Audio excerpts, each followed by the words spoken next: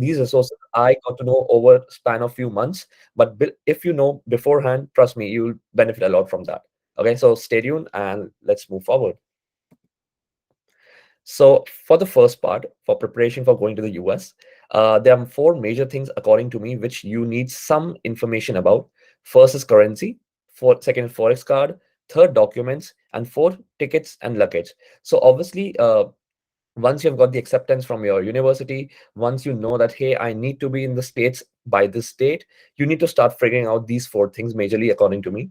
And in this presentation, I'll be majorly focusing on the financial side of things, but at the same time, make sure that if there's anything which is very important and non-financial, I share that as well. So about currency and Forex card, what exactly needs to be done?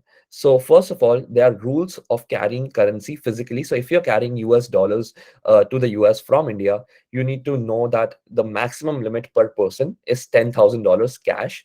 So make sure that first of all, you don't have more than $10,000 in cash. And secondly, even if you're carrying that much amount of money, even if you're having a couple of $1,000s, always make sure to have the bill or receipt. So whenever you buy currency from any forex exchange or whoever, an agent, they will give you a receipt. So that can be really, really handy because a lot of random checks are done on airports. They might call you aside and they might ask you that, hey, where did you get this currency from? And you don't want that hassle. Always have the bill with you. That will really, really help you, because one of my friends, he had to waste like 1.5 hours with some custom officer, and it was ugly because he didn't have the bill. So not more than $10,000, and always have the bill. Second, uh, about do's and don'ts with physical currency. As I already told you, bill and the $10,000 limit. At the same time, always make sure that you divide the currency in like a lot of parts. For example, always do not carry all your eggs in one basket. At the same time, I do not recommend carrying the currency in your check-in suitcase. So, for example, do not put a lot of money in your check-in luggages, because that might break certain rules. That might look skeptical that why exactly are you sending money in those luggage. So always keep the currency with you. A lot of people do this mistake that they send like a lot of $20 bills, a whole bundle of $20 bills in their suitcases, and that might be objectionable. So please don't do that mistake. Your suitcase might be stopped, or you might be stopped, or just play it safe.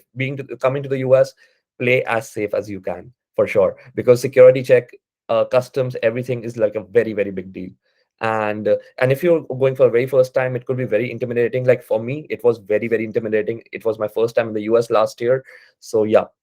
And third, why to have a Forex card? So every one of you might be knowing what a Forex card is. It's a foreign exchange card. So basically, it's a card where you can spend in different currencies in different countries, while you charge your card with Indian rupees, and that Forex card, whichever company you take, they convert that money into different currencies, and you can use it around the world. So for example, why you need to have it? So once you reach the US, and if you try to use your normal Indian debit card, it might not work there. And even if it works, it might incur a lot of charges on you. Your bank might charge a currency exchange charges on you. They might charge international charges on you, which is not totally worth it. Okay, so I would really recommend you having one Forex card with you. Literally, you can choose from so many players to choose from. There are like a lot of Forex cards available there. Even Neo has like a very good Forex card. They do not charge any sort of transaction fees there. They have like a great currency exchange, and it can be used in like 150 plus countries and different currencies. So yeah, you can look into that, but definitely have one Forex card with you, because like even when you land in the US, and if you want to order a cab, your Indian card might not work on Uber app or any other cab service app. So you might need a Forex card, which is like, applicable and accessible around the world, So always have that one, never hurts. And which Forex card, which I've already shared with you, that there are so many banks to choose from. Neo has amazing cards. So you might want to see the pros and cons and choose accordingly. And you might want to charge, like, probably keep some money, like even if you're carrying some physical cash, always have some money in your Forex card as well, because trust me, once you reach there, you don't want to have the hassle of physical currency. Me, as a person in India, I never used to carry a lot of cards. I always used to have cash. Here it's just opposite. I never have even a single dollar in my wallet. I only have like 5 6 cards, debit and credit. But yeah, so that will come in handy for you guys. Moving on. Oh, by the way, if you have any sort of questions, we have a separate question and answer round towards the end of the presentation. So keep your questions handy. I'll answer each and every one of them. And about tickets and documents, so how to get cheap flight tickets. So regarding flight tickets, like a lot of people give you a lot of tips and tricks, and some things might work, some things might not work for you. In my experience, and I can be wrong, but in my experience, what I've seen is that going to the US for the very first time, if you happen to take a direct flight, for example, if you take a flight from Delhi to New York, or Delhi to Boston, or Delhi to Chicago, that will be a very long flight, 17 18 hours, but those are somewhat cheaper as compared to the ones which will have a layover in Europe or layover in like Middle East, Asia. So I would say that try to look into flights which are literally direct flights. It might be a nightmare, 17 hours in a plane sitting on a seat. Obviously, it's not the most comfortable thing to do, but you might end up saving a lot of money there. At the same time, booking as much as in advance always helps, because I remember my first time flying to the US. I was sitting next to someone. That person asked me that, hey, how much did you pay for the ticket? I said I paid like 60,000 rupees. And that person paid like 170,000 rupees, which is 1,70,000 rupees. So almost a three times difference, right? It's just because I booked like 2 months in advance and he booked like 5 7 days in advance, right? So look into direct flights and try to book as much as in advance as possible. Now, benefits of traveling as a student. As a student, you are like, you get some certain benefits. For example, certain flight airlines like Air India and Etihad and even Qatar, they will give you an extra suitcase for free. For example, the normal limit is like 23 plus 23 kg, 46 kg for international flights. But because you're a student, if you show your I-20 and if you show the documents as a student, you will get a third suitcase free of cost. Because when we are shifting to a new country, obviously we have like a lot of stuff to carry. A lot of people carry a lot of food, a lot of people carry clothes, utensils, probably ready-made food or something like that. So yeah, third suitcase never hurts. So try to avail those services and look into them beforehand. I did that mistake. Nobody told me that certain things were available, so I had to like leave a lot of stuff behind which I would have taken for free for sure, right? And last but not the least, about this topic, what to do before going to the US, documents to carry with you. Obviously, visa and passport is one thing, which is like mandatory, 100%. Everyone knows that. But make sure you have your I-20 document. I hope what you know, and the people who don't know I-20, what I-20 is, basically, when you get an acceptance from any college in the US, they send you an acceptance form. Apart from that, they send you a document which is called I-20.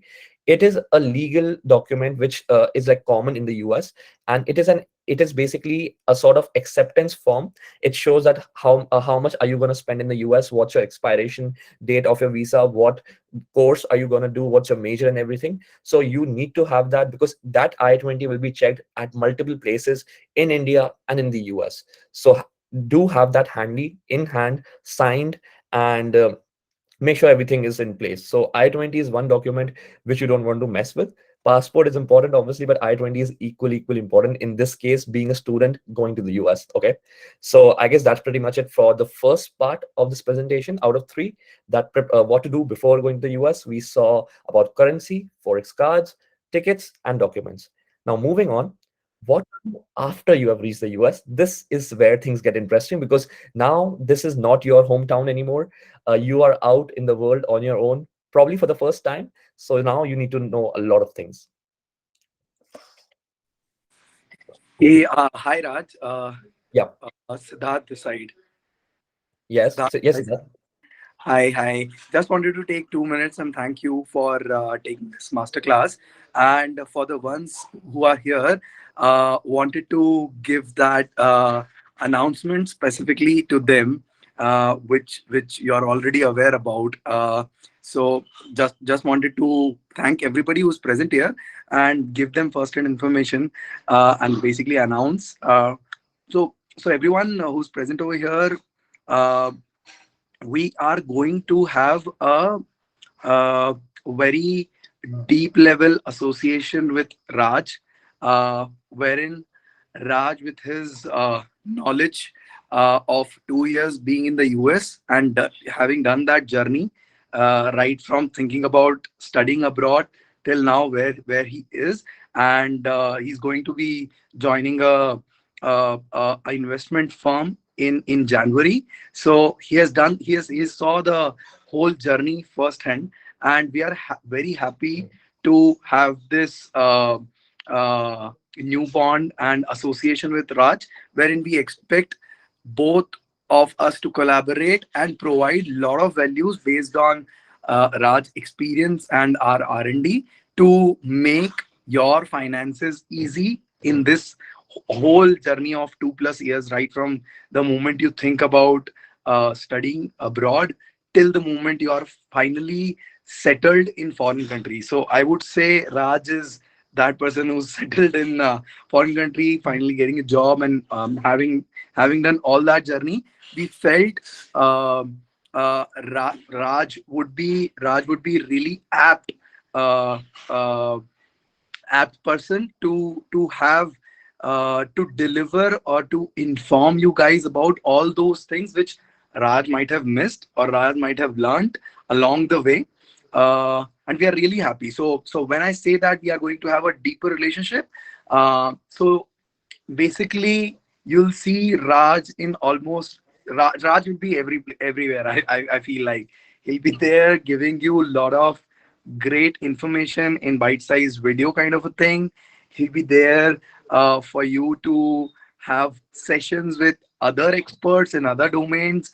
He'll be there for you guys to have to basically answer your queries related to finances in this journey and many more things. So we are going to announce this to a larger community in coming days.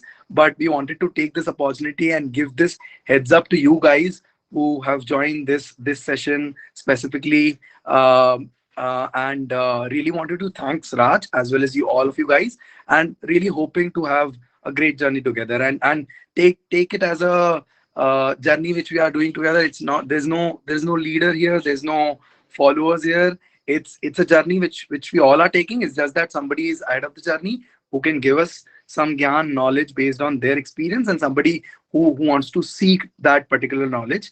And feel free to provide your suggestions, provide your inputs along this way. And there's an interesting story how Raj came on board. We'll discuss that sometime later. But this time I'll not take much time of yours. Wanted to really quickly thanks Raj for accepting this association and becoming a very integral part of our community building. And similarly, wanted to thank all of you guys for taking out your precious time and being here. And you can take that liberty to inform our other community members in your own ways. And definitely we are going to do that effectively to all to larger group in coming days. So thank you everyone, and Yeah. feel free to share your feelings in the chat box. How do you feel? So basically, the videos, for example, the videos which you were where you were seeing Mehak, you'll start seeing Raj over there with lot of experience and that confidence, just because he has been there, done that. So thank you, Raj, thank you everyone. um, Yeah. Raj, please continue, you can continue. Thank you so much for having me, and really, really excited for this. And let's move on with our ongoing session. Thank you, Siddharth. So now, this particular part, second part of this presentation, you need to know what you will do after reaching the US. And trust me, it is intimidating, but everyone does it. It's a part of it's inevitable, and you'll be just fine. So it's about bank account, SIM cards, student loans if you have any or if you want one, on-campus employment, social security number, credit card and brokerage account, international student organization, and Facebook groups. Too much? Let's cut it short in different parts. Moving on. So bank accounts, SIM cards, and loans. So first and foremost, once you reach the US, within a few days, you should and you have to open one bank account, because you need to have a US bank account for every sort of transaction you do in the US, for example, related to your college or even for sort of convenience. And at the same time, you also want to have a debit card which work or credit card which works in the US from a US bank account, because that's where you save like a lot of transaction fees and stuff, right? And a lot of places, a lot of people, for example, you're transacting with, they will ask you to send money through a party called Zelle. So Zelle is something which is like Paytm or UPI in the US, right? So for having that Zelle or Venmo is also like phone pay in India, Venmo in the US. So you need to have a US bank account for accessing those apps. So you need to have one. So how to choose a bank? I would say there are top five banks in the US. I won't recommend any particular one. I am a customer of two. So Bank of America, JP Morgan, TD Bank, Santander, Citizens. There are like a lot of banks to choose from. So I would say that it doesn't matter which bank you go to. Just look at your convenience. For example, just look around your vicinity, around your campus, or probably around the place where you live. Whichever branch is the closest to you, I would say definitely go there, book an appointment, and open an account there. Because all these five, six top banks, they give similar sort of services. I'm really, really happy with JP Morgan Chase Bank. They are like really amazing customer service and everything. So if you can get a chance, so please do that. Like JP Morgan Chase is like one of the biggest banks here. I really, really like them. And what benefits do you get as a student while opening a bank account? So there are two things: that if you are under 24 years of age, and if you are a student, you don't need to pay any sort of account maintenance fees. You don't need to pay any sort of maintenance charges to the US banks. But in case you are above 24, you need to have certain sort of deposits in your savings account all the time. For example, if you are above 24, you need to have, say, $100,000 in your saving accounts all the time. Else they will start charging you probably, say, $15 or $20 on a weekly or monthly basis, depending on the bank. So make sure that you get the clarity that whenever you're opening a bank account, what benefits you are getting as a student according to your age. So try to compare that between like top two or three banks which are near you. That is really, really important, because a lot of my friends which I know, they didn't get aware about those rules, and they ended up paying like 30, 40, $50 for no reason. Once they got that information, then they started following all the rules of minimum requirements, balances, and everything. But a lot of people, they don't know. And even in the first place, the bank person, the relationship manager, he might not be able to communicate those things with you, because being in the US, things are like literally different, even in banking. So they expect that you might be knowing. But trust me, a lot of us, we don't have like first hand banking experience even in India, right? We all have UPI and stuff. But when it comes to these details and small small things to know about, we trust me, a lot of people do not have that information. So please make sure that you book an appointment, you have a one-to-one session. People are like really, really helpful and really, really kind here. They will literally, because you are a customer, they will treat you like god. And you will get a lot of information. So make sure that you get all the paperwork. You open a checking and saving account, you get a debit card. It's a very, very simple, smooth process. But make sure you do it properly and you understand everything. They will give you some sort of checks. They will tell you what all type of transactions can you do, what are the charges. There's like a lot of paperwork, and it is boring. But trust me, as like personally, as being a person who advocates personal finance, you really, really should go through it once and you'll be all set. So that's pretty much it about bank accounts. About which SIM to use and the trick to get a cheaper plan. So obviously, once you come to the US, you need to have a US number with you. Like in India, we have like Geo, Airtel, and Idea. Here we have like 4 or 5 companies, like Verizon is there, AT&T is there, T-Mobile, Metro. Like there will be a lot of companies to choose from. Same trick again, all of them are pretty good. Whichever is the closest to you, go there, try to see online what type of plans they have. Like you might want unlimited internet, somebody might want unlimited calls, so you might want to choose a plan according to that.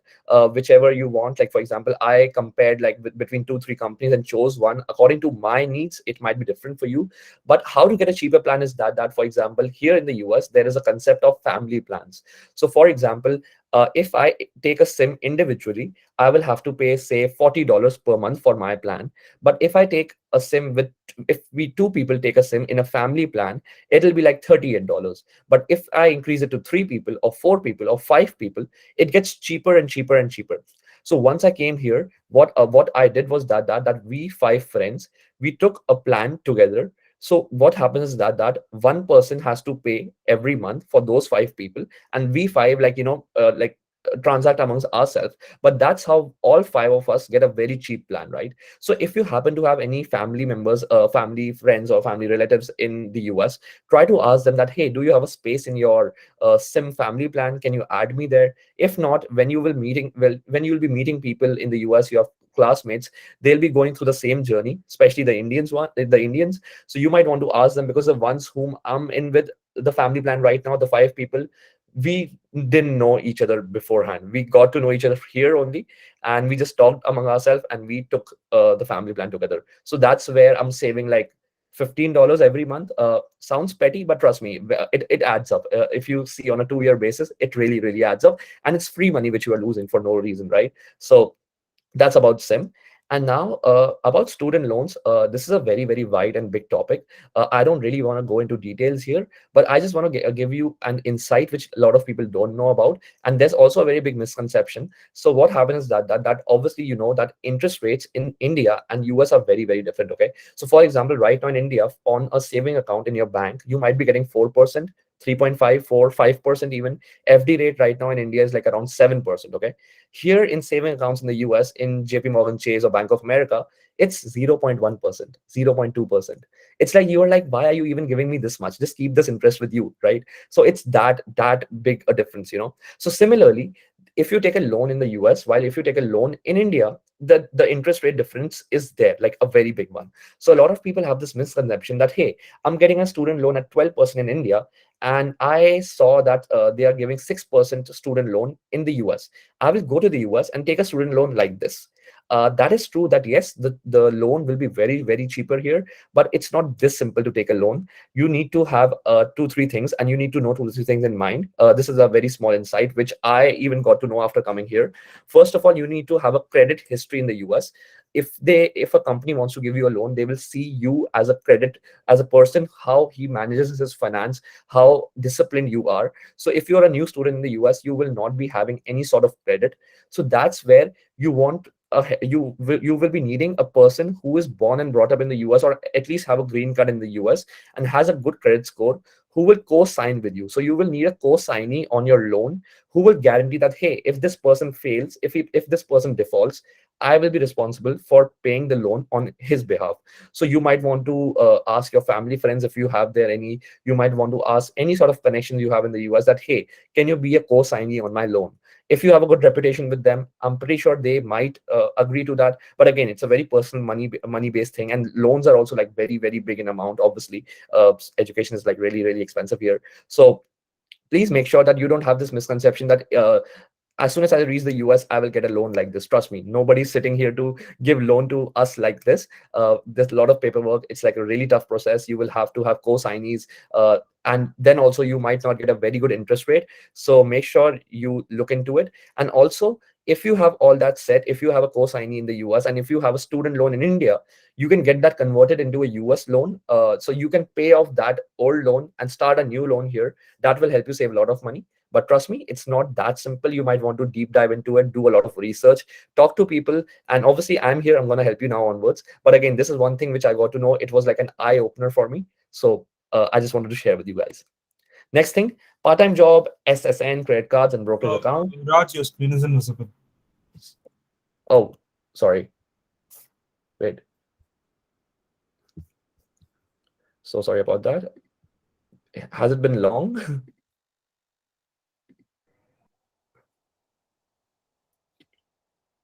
Can you see it now?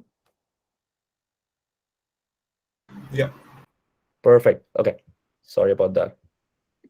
Yeah. So we were on this slide. And now we're moving to part-time job, social security number, SSN, credit cards, and brokerage account.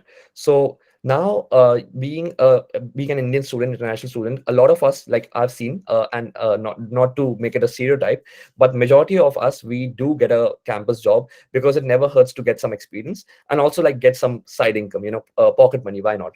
So when you go to the campus, there will be a tons of student employment opportunities there, because being in the US, as a student, you can't work outside the campus legally. You don't want to break any sort of rules, so make sure you are working on the campus only. There will be jobs like, there will be diner jobs, there will be like restaurant jobs where you will be making meals, like not cooking but just filling boxes with food. There will be jobs in library, there will be jobs as a desk receptionist in a lot of places in the university.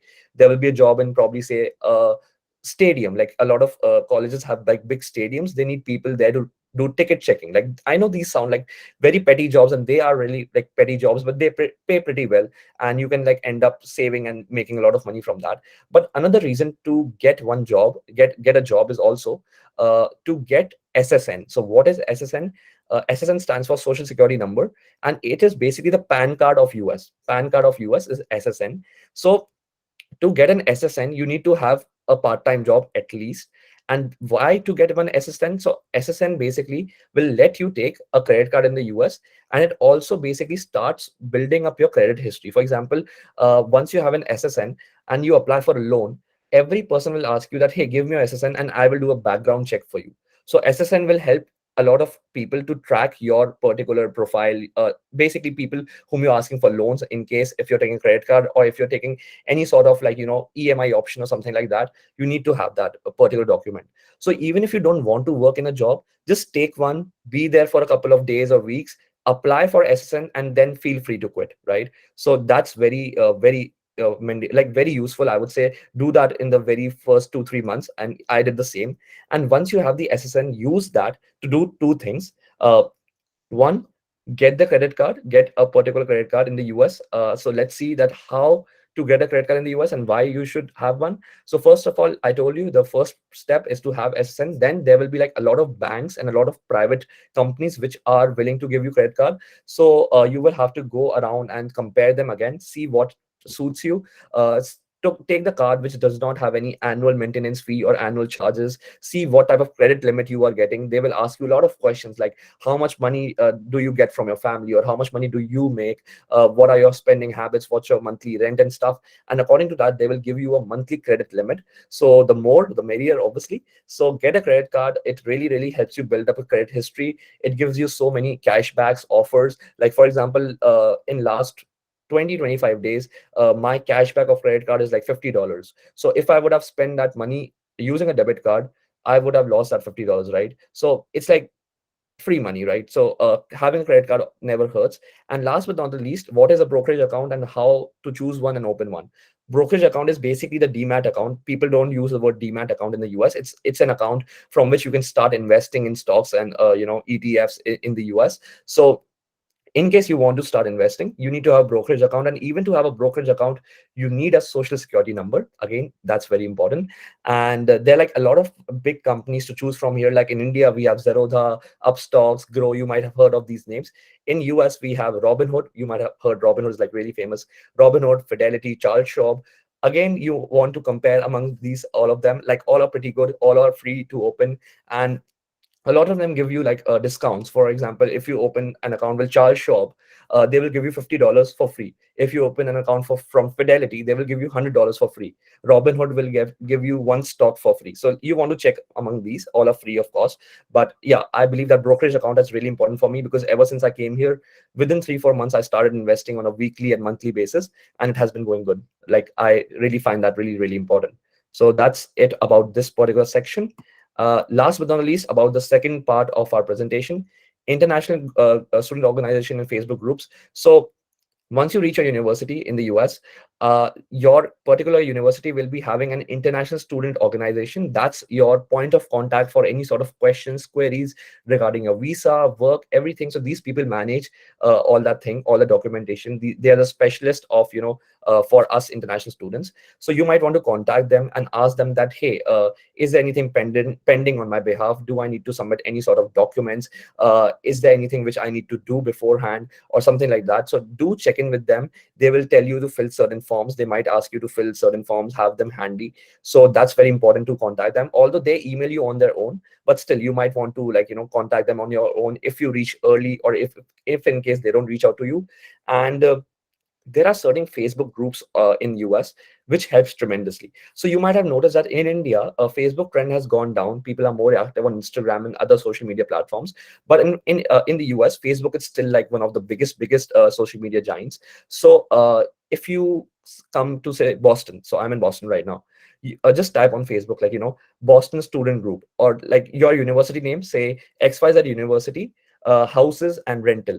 XYZ University students group. So you can join these groups. You can get a lot of insights of what's happening around. You can get roommates there. You can find an apartment there. You can get a lot of insights. You can get a lot of help. You can make friends there. So try to join these Facebook groups even before going to the US. Like I found my roommate on one of the Facebook groups. I found my apartment through one of the Facebook groups, so that really helps. And right now I'm looking for another apartment in a different city because I'm relocating. Facebook groups are again helping me. Some like I have again connected with some Indians. Like I would like I love to stay with Indians, so I have reached out to, like, Indians have reached out to me to be my roommates. So that's how you meet people. That's how you end up, saving like a lot of time and energy and resources. So you might want to take a look at these Facebook groups. They're like really helpful, right?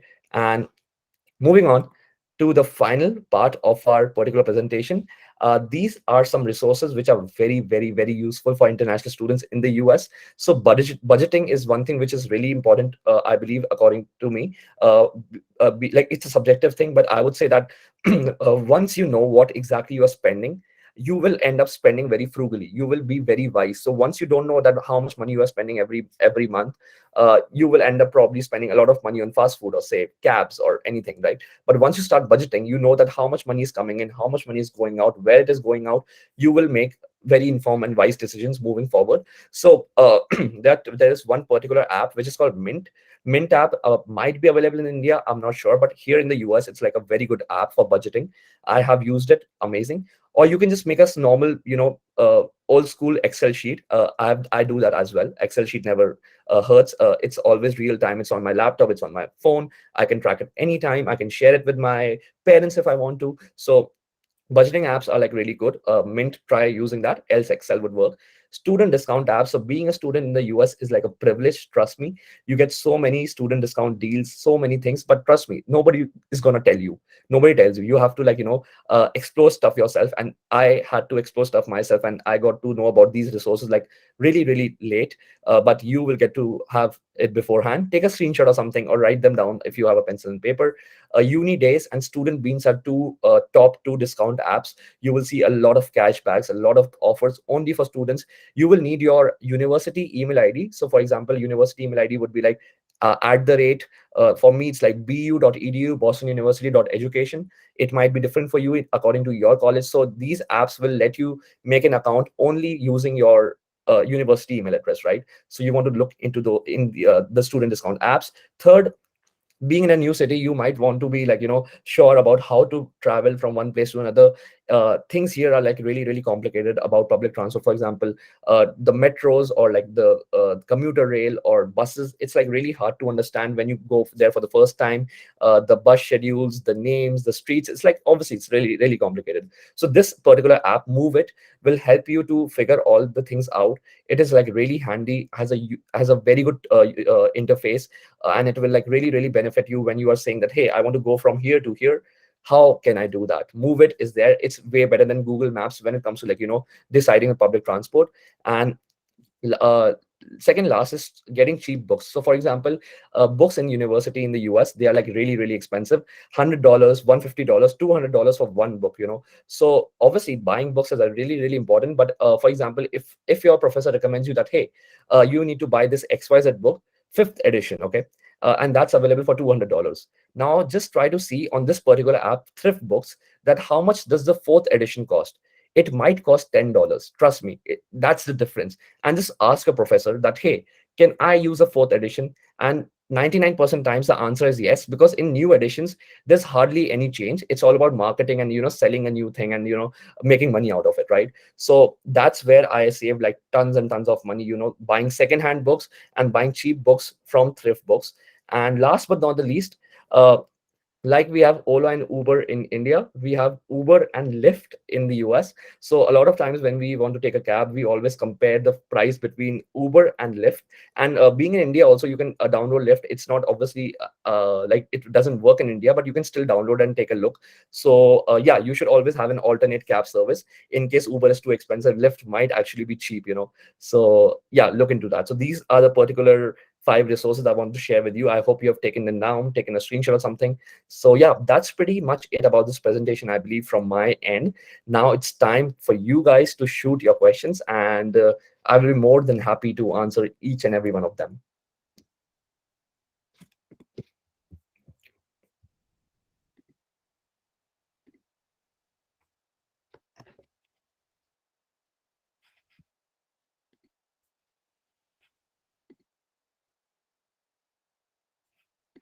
Yeah, in case you have any sort of questions, let me see the chat box real quick. Yeah, so you can start typing the questions then and there, and we can wait like 5, 7 minutes, and yeah, we'll be all set then.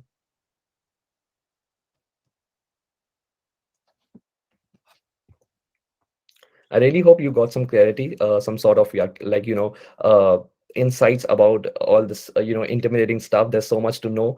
But again, I just feel as a student, when we reach the US, we just figure it out on our own, and that's a part of the journey. It's like a no, not a big deal. And trust me, when you look back, you'll be proud of yourself. You'll be like, I did that all by myself. And yeah, you will make friends. They will help you. People are like really, really kind here. Yeah, so that's there.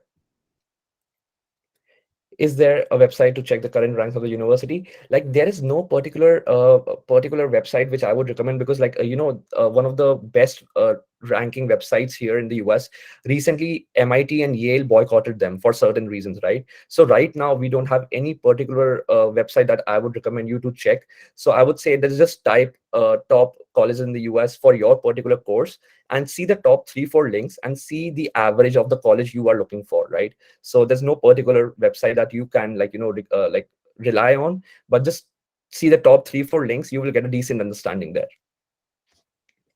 Fancy name.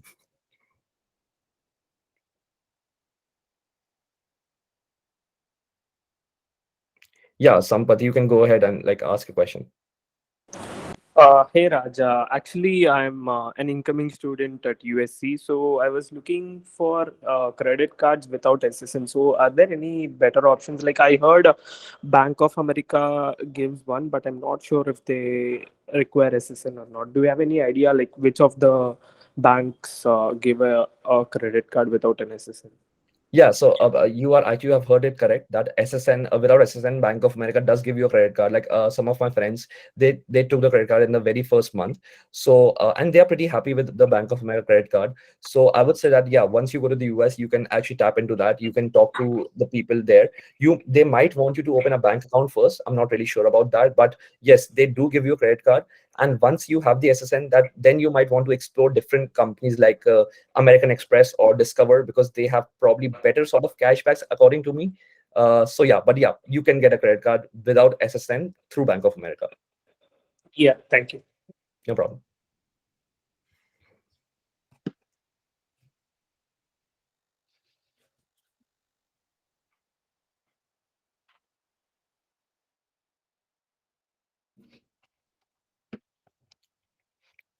Okay, so can you tell something about someone who is going for internship in US with J1 visa? So Mohammed, I really wish I could help you there, but because I came here on an F1 visa as a student specifically, so I don't have like a lot of insights for people who are on J1 visa. But everything which I've shared you here, everything in this presentation is applicable for literally everyone. So obviously not the student discounts and stuff like that, but again, about bank accounts, SIM cards, all of that, I'm pretty sure they're like all similar for you. And at the same time, because you are going directly there to work, which is huge, amazing, congratulations for that. Your company will, I'm pretty sure, help you and like, guide you in a lot of things. So try to, like, contact them, ask a lot of questions from the HR. That's what I've been doing with my new job with my HR. But I'm pretty sure that a lot of things will be similar for you. And because you might be going for like a shorter period of time, so you might not have to go through the hassle of, like, doing a lot of paperwork and everything. But about J1 visa, I don't have like first hand information and insights, and I don't want to misguide you anywhere, so I won't, like, speak anything out, just being really honest with you. But yeah, that's pretty much it about it.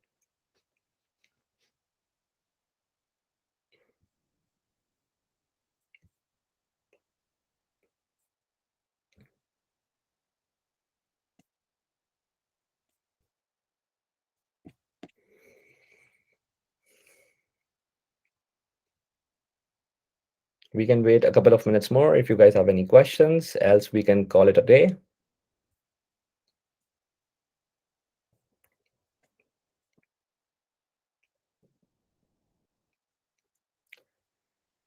And it's great that you guys are incoming, all of your incoming students. uh Trust me, your life is going to be changed. It's going to be like really, really good. things are so much different here. Some things are like really, really better. There are obviously pros and cons, obviously. Really miss home in India, but again, like I guess being here is worth it. We all have our different reasons, but yeah, it'll be good. All the very, very best to all and each one of you. It'll be nice.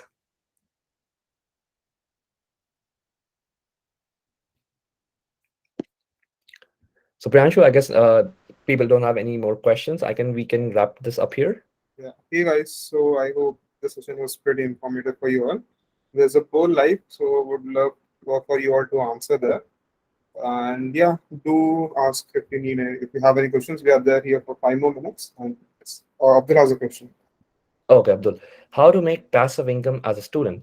So passive income here in the US, especially, I would say like I won't exactly call it passive income. Like working on campus is one of the major thing which you can do to make income. Like so as a student in the US, you can only work 20 hours in a week. That's the upper limit. You can't go above that, and you can work as low as like 1 hour in a week.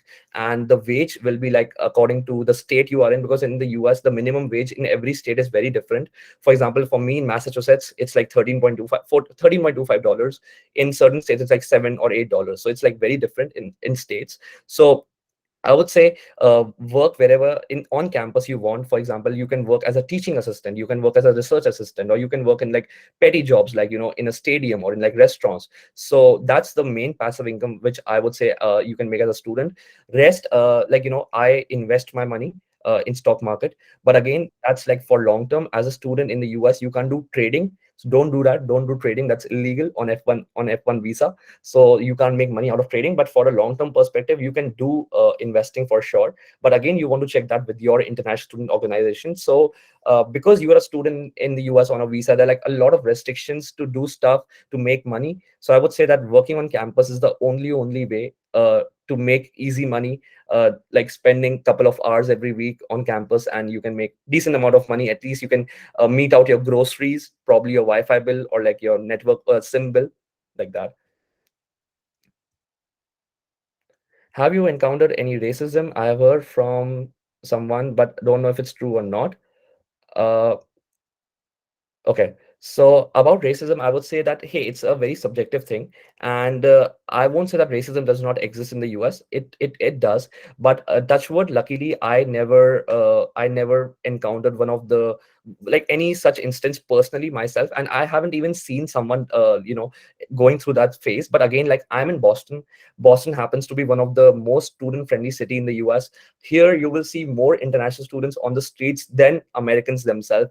You will see so many Hispanic people, you will see so many Chinese people, you will see so many Indian people.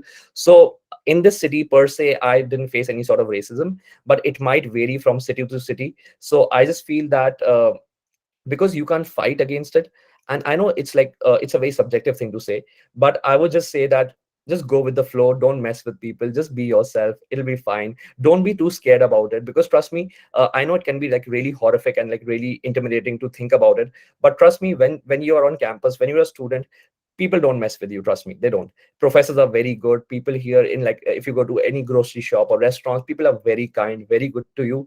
There are exception cases, obviously, but I don't feel you will have any such problem. And don't worry about it much.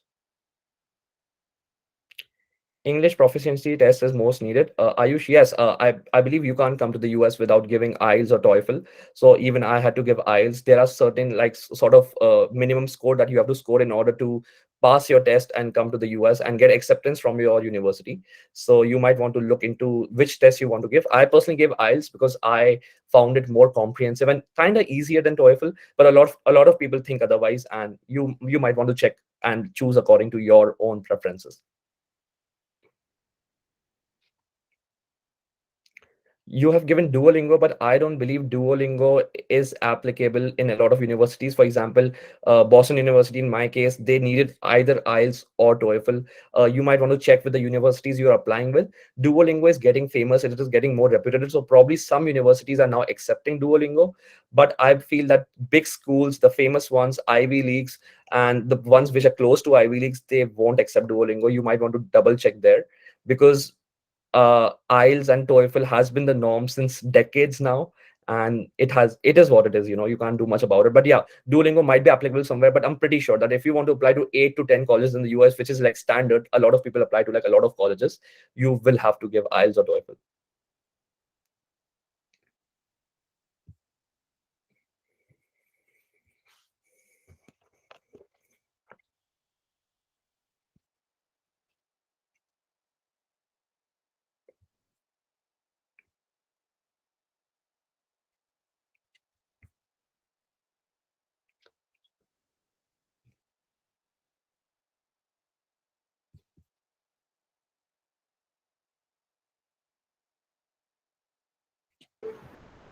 Can I do trading in Indian app from US with Indian currency?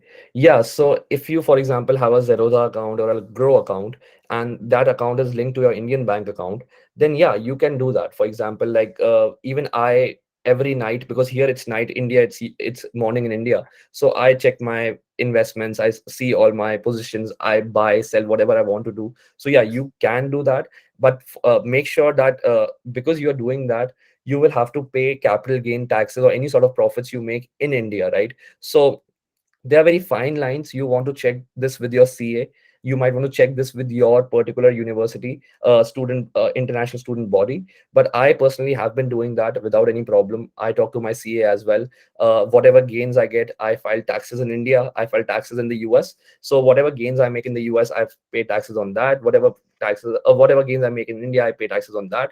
So when you are following all the rules, I guess it's totally applicable. You can do that, but make sure you know everything. You don't obviously want to like break any rules, obviously, being in the US especially. So but yeah, that is totally a possible thing. You don't have to like quit trading or quit investing in Indian accounts, in Indian markets, being in the US. It's nothing like that.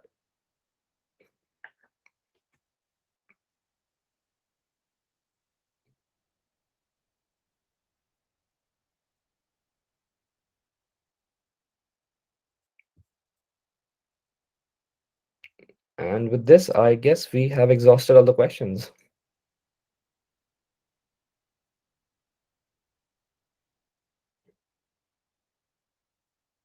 Hey guys. So yeah, do ask if you have any questions.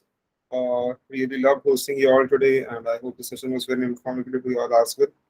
So yes, all the best to all of you who will be going to the US in the coming few months. And we look forward to giving you more informative sessions and content in the group as well. Yeah, thank you so much, guys. And I will see you in the community with my new videos, and we'll be having such sessions over the months now, over several weeks. So yeah, see you there. And thank you so much for taking all your time and attending this session. I really had a good time. I really hope that I end up adding a little value to your journey, your insights, and everything. Thank you so much. Have a great weekend. Thank you.